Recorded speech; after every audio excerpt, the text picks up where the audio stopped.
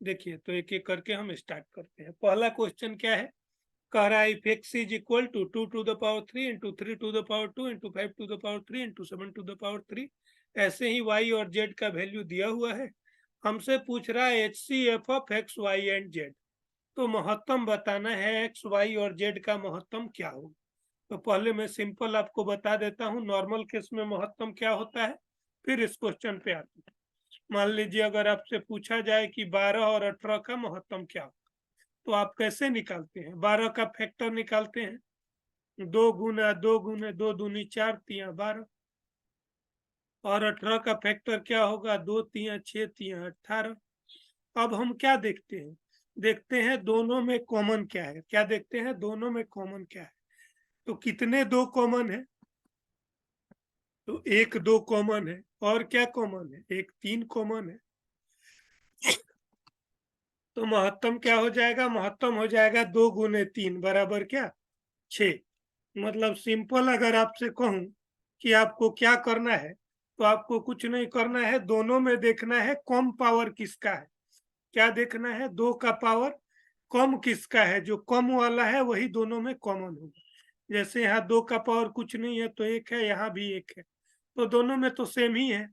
लेकिन अगर मान लीजिए यहाँ 2 का पावर क्या रहता, 2 रहता, यहाँ 2 का पावर 3 रहता, तब क्या कॉमन होता, तो जो कम वाला वैल्यू है वो कॉमन होगा। 2 का पावर 2 दोनों में कॉमन होता है, ठीक है।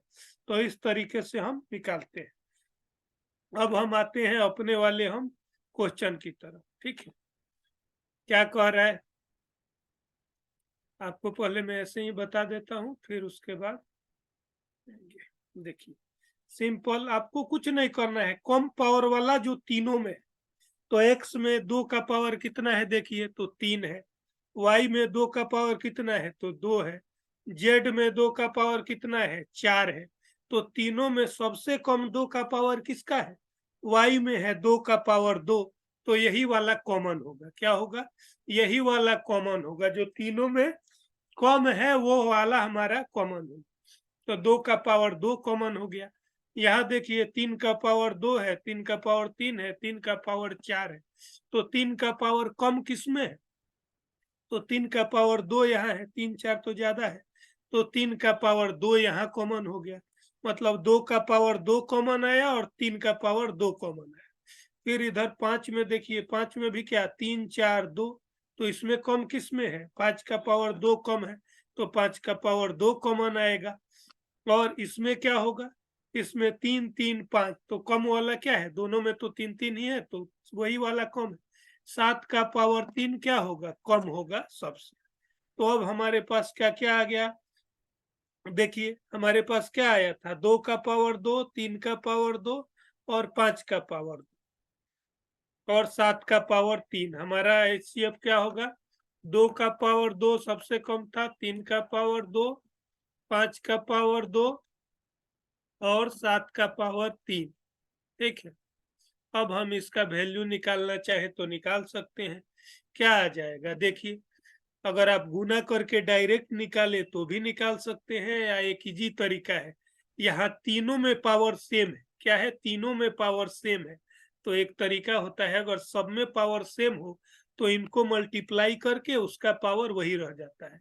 जैसे यहाँ पावर भी 2 है, यहाँ 2 है, यहाँ 2 है, तो गुना कर दीजिए, 2 तिया 6 पचे 30 का पावर 2, 30 का पावर 2 आ जाएगा, गुने 7 का पावर 3। ये हमारा आंसर होगा, ठीक है। अब देखिए ये किस वाले ऑप्शन में आ रहा है, 30 का पावर 2 इंटू 7 का पावर 3 पहले ऑप्शन में ही है, यही हमारा आंसर हो जाएगा, ठीक है। अगले क्वेश्चन पे आते हैं। कह रहा है 52,52,272 is equal to p square into Q3 into R to the power 4, where P and PQR are prime numbers, then the value of 2P plus Q minus R is 1। 52,272 दिया हुआ है, इसका मान कह रहा है पी स्क्वायर क्यू और are का पावर 4 के बराबर है। तो हमें बताना है 2P plus q minus are का मान। सिंपल, पहले आप ज्यादा कुछ दिमाग नहीं लगाएंगे, 52,272 का फैक्टर निकालिए। क्या करिए, 52,272 का फैक्टर निकालेंगे, ठीक है। 52,272 का फैक्टर निकालिए। अब क्या आ गया, 52,272 का फैक्टर आपको निकालना है। 2 से आप कटाइए, आप छोटे से ही स्टार्ट करिए, जिनको प्रॉब्लम है वो ज्यादा दिमाग नहीं लगाएंगे, छोटे से स्टार्ट करेंगे। 1 और यहाँ 36, 26 136, फिर 2 से करेंगे कितना आ जाएगा, 13,068। आप करते रहेंगे, मैं जल्दी जल्दी में कर दे रहा हूँ। यहाँ 2 से करेंगे तो कितना आ जाएगा, 65, और इधर 34। फिर अब 2 से करेंगे तो कितना आएगा, देखिए 2 का पावर 3, 2 दूना 4, 1 छते 2 छक 12, और 2 सते 14। ठीक है, ये आ गया। अब ये किससे जाएगा, देखिए 3 2 5 6 11 7 18, 18 आ रहा है, मतलब 3 से तो ये कटेगा। 3 एकम 3, 0, 3 बटे 24, 3 9 27, 1089। फिर देखिए 8 1 9 9 18, फिर ये 3 से कटेगा, 3 3 9, 1 8 18, 3 6 18। ठीक है, और फिर 363, 363 आ गया। फिर आगे देखिए, मैं इधर लिखते रहा हूँ, वहां जगह कम है, तो 363 फिर करेंगे तो कितना आएगा, 3 से काटेंगे तो 121। फिर अब 121 किससे कटेगा, 11 से, 11 गुने 11, मतलब हमारा क्या आया, 2 कितने बार आया, देखिए 1 2 3 4, 2 आया 4 बार, 2 का पावर 4 आया, गुने 3 का पावर 2 आया, गुने में क्या आया, 3 का पावर 3 आया, 3 बार आया है, और गुने में 11 का पावर 2 आया। ठीक है, अब हम आते हैं, देखते हैं अब हमारा क्या है, किस रूप में हमें लिखना है, पी स्क्वायर क्यू क्यू और आर का पावर 4। इसको हमें किस रूप में लिखना है, पी स्क्वायर क्यू क्यू और आर का पावर 4। अब देखिए, अब पी स्क्वायर, कौन वाला स्क्वायर आ रहा है, 11 का स्क्वायर आ रहा है, मतलब ये पी है। पी स्क्वायर किसका पावर 3 आ रहा है, यहाँ देखिए, यहाँ क्यू का पावर 3 है, आर का पावर 4 है। क्यू का पावर 3, क्यू क्यू किसका पावर 3 है, 3 का, तो क्यू का मान 3 हो गया। आर का पावर 4, आर के जगह क्या है, 2 का पावर 4 है, तो ये 2 जो है आर हो गया, ये हो गया और ये हो गया। अब हमसे कुछ भी पूछेगा, हम क्या कर सकते हैं, इजीली बता सकते हैं। 2p plus q minus are, बता दीजिए, 2p plus q minus r. p कितना है, 11, 2p, 2p मतलब 2 से 11 गुना कर देंगे, 22। 2p प्लस क्यू, क्यू कितना है 3, माइनस आर, आर कितना है 2, 22 और 3 25, 25 में 2 माइनस हुआ 23, हमारा आंसर होगा। ठीक है, सिंपल क्वेश्चन है, बस आपको देखना है ध्यान से, 23 हमारा आंसर हो जाएगा। अगले क्वेश्चन पे आइए, क्या कह रहा है, the 7 digit number this is divisible by 72, then what is the value of 2x plus y. यदि 7 अंक वाली संख्या 1 3 4 x 58 y दिया हुआ है, ये 72 से विभाज्य है, तो 2x प्लस वाई का मान बताइए। अब देखिए, अब हमने तो विभाज्यता का नियम 8 10 11 तक पढ़ा है, 72 तक तो पढ़ा नहीं है, तो थोड़ा दिमाग लगाएंगे। 72 को 2 प्राइम फैक्टर में किस तरह से लिख सकते हैं, या किन्हीं भी 2 नंबर के गुणनफल में जिनका हमें रूल पता हो, तो क्या कर सकते हैं, इजीली 72 को क्या लिख सकते हैं, 8 गुने 9, क्या लिख सकते हैं, 8 गुने 9, मतलब अगर कोई संख्या 72 से कट रहा है, तो वो 8 से भी कटेगा, 9 से भी कटेगा। ये क्लियर है। अब हम दिमाग लगाएंगे। अब अगर कोई हमें 8 और 9 का विभाज्यता का नियम तो मालूम ही है, अब पहले मैं लिख देता हूं, पहले इसको काट देते हैं।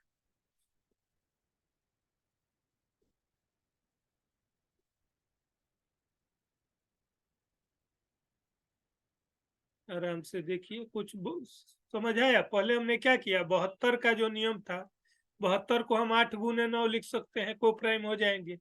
8 और 9 क्या है, को प्राइम है, दोनों में कुछ कॉमन नहीं है, तो 72 को हमने लिख दिया, क्या 72 को हमने ले लिया, 8 गुने 9 लिख लिया, मतलब अगर कोई संख्या 72 से कट रही है तो 8 और 9 से भी कटेगी, क्योंकि ये दोनों को प्राइम है, सहभाज्य है।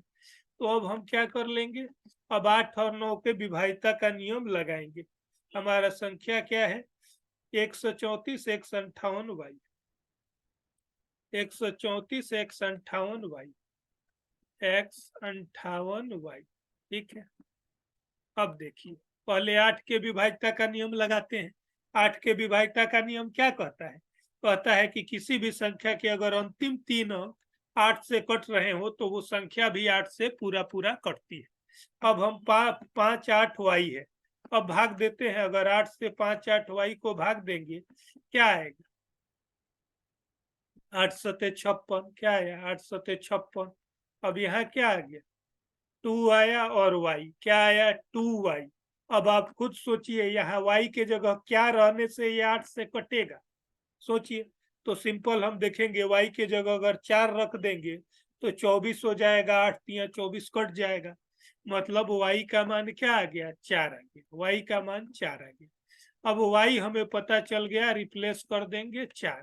अब इसके बाद 9 के विभाज्यता का नियम क्या कहता है कि कोई भी संख्या 9 से विभाजित होगी अगर उसके सभी अंकों का योग 9 से विभाजित हो। तो जोड़िए, 3 1 4 4 8 5 13, 13 और 8 21 और 4 25, कितना आ रहा है, 25। अब 25 में क्या जोड़ने पे वो किससे कटेगा, सोचिए। 25 में क्या जोड़ने पे वो 9 से कटेगा, 25 जोड़ y है, x है। 25 में कौन सा ऐसा नजदीकी संख्या है जो जोड़ने पे वो 9 से कटेगा, तो सोचिए 25 के बाद कौन सा संख्या 9 से कटता है, तो 27। तो 25 में क्या जोड़ने पे 27 आएगा, 2 जोड़ने पे। x का मान आ गया 2 और y का मान आ गया 4। अब हमसे जो पूछेगा हम इजीली बता सकते हैं, सिंपल चीज है, कुछ दिमाग नहीं लगाना है। तो 2x प्लस वाई पूछ रहा है, बता देंगे, क्या प्रॉब्लम। 2x हमारा x कितना आया है, 2, तो 2x, 2 इंटू एक्स, 2 दूनी 4 प्लस वाई, 4 जोड़ y का मान तो 4 आया ही है, 4 जोड़ 4 8 आ जाएगा, क्या आ जाएगा, 8 आ जाएगा, सिंपल। अगला क्वेश्चन देखिए, अगला क्वेश्चन क्या पूछ रहा है, which of the following is not a Pythagorean triplet. इनमें से कौन सा पाइथागोरियन ट्रिपलेट नहीं है, क्या है, नहीं है।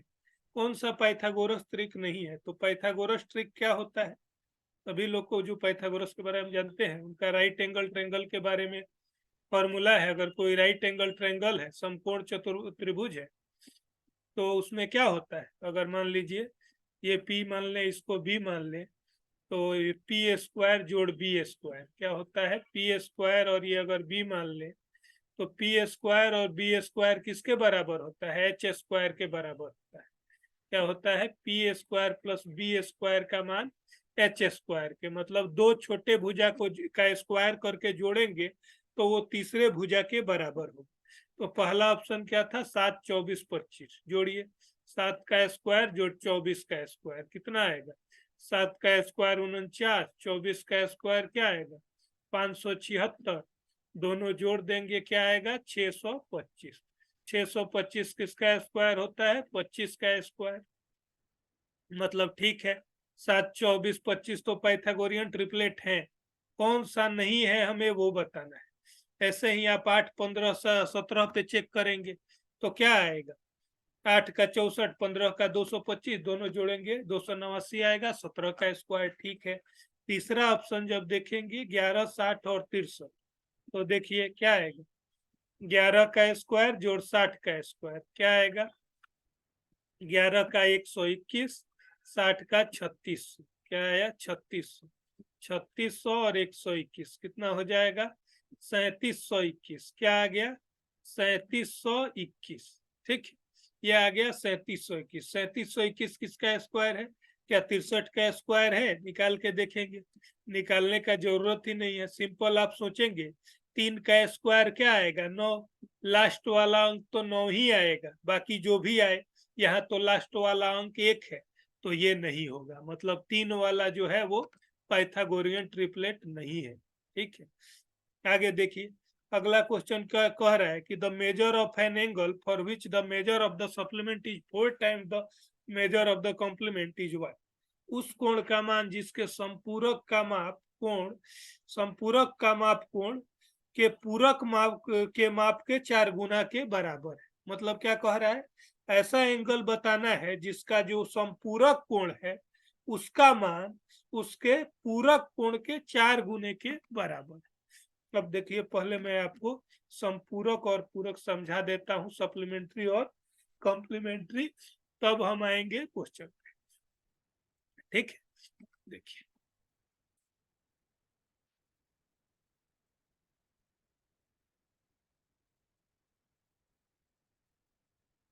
देखिए आते हैं संपूरक कोण। सभी आप सबने सुना है, और पूरक कोण सुना है या नहीं सुना है? देखिए, पूरक कोण बोलते हैं किसको? पूरक कोण बोलते हैं अगर दो कोणों का मान 90 डिग्री हो तो वो एक दूसरे के पूरक कोण कहे जाते हैं।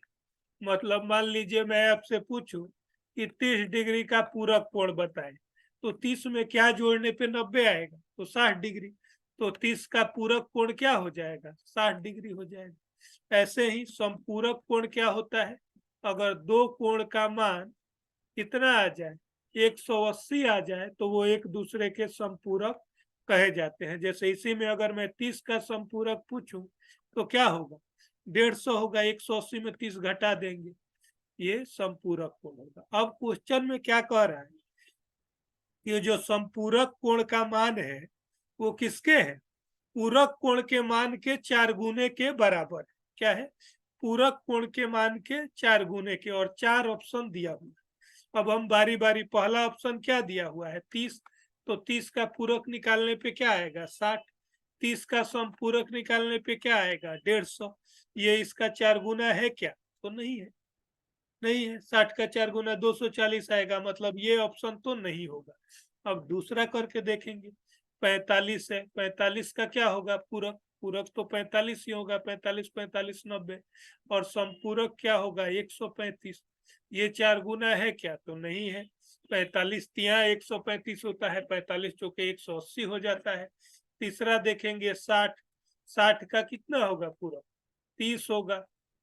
और 60 का संपूरक कितना होगा? 120 होगा। 120 जोड़ने पे, अब देखिए 30 का 4 गुना 120 है या नहीं है? बिल्कुल है। तो यही वाला हमारा ऑप्शन होगा। इसको एक्स वाई से भी कर सकते थे, लेकिन ज्यादा इजी तरीका क्या है, आप इस तरह से करें। ठीक है, अब आते हैं फिर अगले क्वेश्चन की तरफ। अगला क्वेश्चन क्या कह रहा है, यदि किसी त्रिभुज के कोणों का माप डिग्री में x 3x + 20 तथा 6x है, तो वो त्रिभुज कैसा हो? क्या है? त्रिभुज के तीनों कोणों का मान दिया है और कह रहा है कि वो किस तरह का त्रिभुज होगा। तो जो पहले दिया है वो देखते हैं। त्रिभुज के कोण कितने कितने हैं?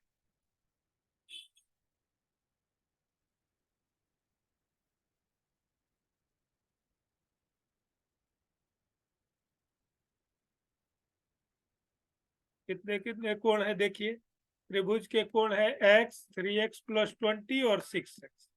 अब हमें त्रिभुज के कोण के बारे में क्या पता है कि त्रिभुज के तीनों कोणों का योग क्या होता है? 180 होता है। 6 3 9 और 1 10, ये 20 था। 6 3 9 और 1 10x + 20, तीनों जोड़ेंगे तो क्या आएगा? 10x + 20 बराबर 180। ठीक है, अब बताइए क्या आ गया? 10x बराबर, ये 20 उधर जाएगा, प्लस से माइनस होगा, 160 हो जाएगा। x क्या होगा? 160 बट्टा 10, 16। x का मान क्या आ गया? 16। x का मान आ गया 16 डिग्री। अब बाकी निकालिए, ये कितना होगा? 3x + 20 का मान क्या होगा? 16 तिया 48 और 20 68। और 6x का मान क्या होगा? x का मान 16 है, तो 16 छके 96। तो एक कोण, तीनों कोण कितना आया? 16 68 और 96। ठीक है, अब ये कौन सा त्रिभुज है बता दीजिए। जिस त्रिभुज के एक कोण का मान 90 से अधिक हो वो क्या होता है? अधिक कोण त्रिभुज होता है। ठीक है, एक भी कोण का मान अगर 90 से अधिक हो गया तो वो अधिक कोण होगा। क्लियर? अब देखिए नेक्स्ट क्वेश्चन देखते हैं। कह रहा है कि त्रिभुज ए बी सी और डी ई एफ में कोण सी एफ के बराबर है, ए सी डी एफ के बराबर है और बी सी ई एफ के बराबर है। यदि ए बी का मान और डी का दिया है तो एक्स का मान निकालना है। अब जो पहले दिया हुआ है लिख लेंगे, पहले दो त्रिभुज बना लेंगे।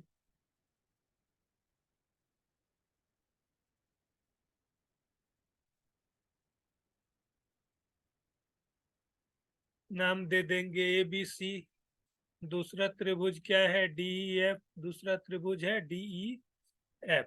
ठीक है, अब क्या कह रहा है, पहला कह रहा था एंगल सी एंगल एफ के बराबर है, सी जो है एफ के बराबर है। ठीक है, और आगे क्या कह रहा है, और कह रहा है कि ए सी डी एफ के बराबर है, बी सी ई एफ के बराबर है। ए सी डी एफ के बराबर है, ये और ये बराबर है, और बी सी ई एफ के बराबर है। ठीक है, अब सिंपल चीज क्या है, इससे आप क्या पता कर सकते हैं, ये देखिए त्रिभुज में ये भुजा और ये भुजा बराबर है, ये भुजा बराबर है, और इनके अंदर जो कोण है सी जो है एफ के बराबर है। तो आप क्या जानते हैं कि अगर दो त्रिभुज में दो भुजा और उनके अंदर जो बना कोण है, जैसे दो भुजा एसी और बीसी के अंदर कौन सा कोण बन रहा है सी, और यहाँ एफ, तो अगर ये दो भुजा और ये दो कोण और परस्पर बराबर हो तो त्रिभुज क्या होते हैं, सर्वांगसम होते हैं। क्या होते हैं, सर्वांगसम होते हैं। तो ये हमें पता हो गया। अब आगे बढ़ते हैं, आगे कह रहा है ए बी दिया हुआ है, डी दिया हुआ है, ए बी दिया है और डी दिया है, तो एक्स का मान बताना है। ए बी दिया है, डी दिया है, ए बी दिया है, डी दिया है, तो अब त्रिभुज जब सर्वांगसम हो गया तो ए बी किसके बराबर होगा, ए सी तो ऑलरेडी डी एफ के बराबर था, बी सी ई एफ के बराबर था, तो ए बी भी डी के बराबर होगा। मतलब ए बी और डी ये भी आपस में बराबर है। तो अगर ए बी और डी बराबर है तो उनका मान दिया हुआ है, उनको बराबर कर देंगे। 2x-1 5x-4 के बराबर होगा। 2x-1 क्या होगा, 5x-4 के बराबर होगा। 5x-4 के बराबर होगा, इसको ले आइए, इसको इधर ले आइए, 2x-5x क्या हो जाएगा, बराबर -4 + 1, क्या आया -4 + 1। अब ये आया -3x बराबर -3, तो x बराबर 1, x बराबर क्या आ गया 1, x का मान आ गया 1, यही हमें बताना था। ठीक है, आगे